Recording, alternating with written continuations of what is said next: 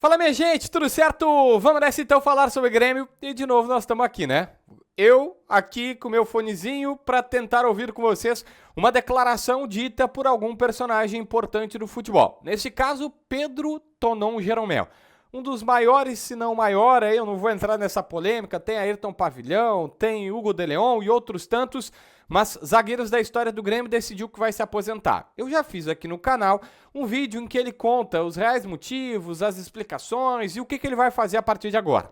Mas Edu Andriotti, repórter da Rádio Grenal, perguntou para o Jeromel sobre o que aconteceu em 2021, sobre o rebaixamento, porque ele tem Libertadores, tem Copa do Brasil, tem vários gauchões e tudo mais, mas também estava naquele time que caiu. E o repórter até fala, olha, uma caixa preta, acho que foi esse o termo, né? Uma coisa que ninguém fala. E a verdade é que, diga-se de passagem, o Jeromel lá atrás foi muito criticado por não ter falado, por não ter se manifestado no ano da queda, ele não deu muita explicação para o torcedor. E aí eu sei que uma galera vai dizer se é bom ou ruim, que era o momento ou não era o momento, mas o Jeromel não se importou em responder. E é justamente sobre isso que a gente vai ouvir a partir de agora, até para analisar o que falou o Jeromel. Mel, o Picão falou sobre a prateleira que tu está e hoje está numa prateleira como meu pai me contava que o Oberdan chegou no Grêmio e falou que o Escurinho não cabeceava mais na zaga na defesa do Grêmio, que o De Leon com a camisa do Grêmio lá com a seleção uruguaia levantando o título do Mundialito.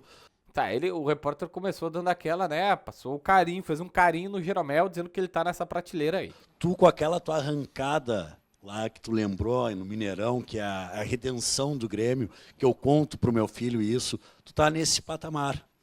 Mas nem todos foram flores, né? O Grêmio tem uma caixa preta chamada rebaixamento de 2021. Tu era um dos grandes líderes daquele time e até hoje nunca ninguém realmente falou o que aconteceu pro torcedor, porque um time da grandeza do Grêmio, com a estrutura, salário em dia, com um elenco muito bom, conseguiu ficar 37 rodadas, é uma coisa que machucou muito o torcedor. Eu quero saber o que tu pode falar pro torcedor do Grêmio daquele maldito ano.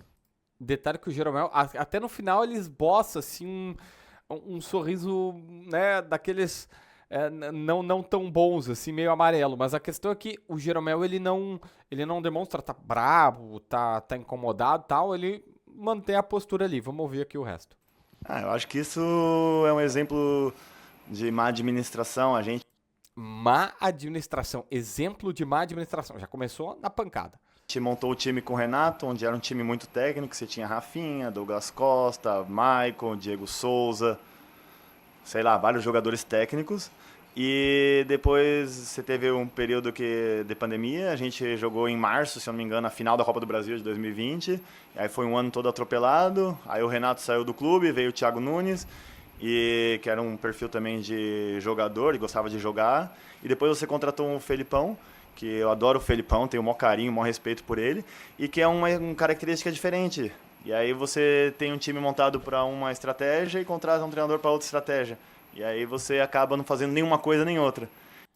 Ou seja, o Jeromel começa falando sobre a pandemia, que atrapalhou e tal, mas ele primeiro coloca, olha, tem a questão, o nosso time foi montado por o Renato era o treinador de um time, que daí passa pro Thiago Nunes, que ele até usa o termo jogador, né, era um cara que gostava de jogar, é isso que ele queria dizer, mas também não dá certo o Thiago Nunes, aí vem o Filipão. O Jeromel, a informação que eu tenho é que Jeromel, Kahneman, Diego Souza e o Rafinha, eles eram caras que quando a diretoria consultou ou perguntou sobre o Filipão, eles não referendaram, eles acharam que não era o Filipão a ser o treinador, tá? É uma informação que lá atrás eu tinha, que tinha sido conversado com os jogadores, não que o Grêmio pediu a bênção, a direção pediu a bênção para contratar o Filipão, mas que eles não eram a favor, achando justamente isso. Olha, peraí, o nosso time é um time que joga, o Filipão não é um cara que joga e faz jogar. Enfim, vamos ouvir o resto.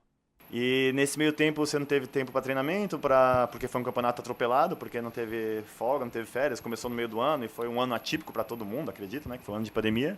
E a gente acabou sofrendo muito por isso.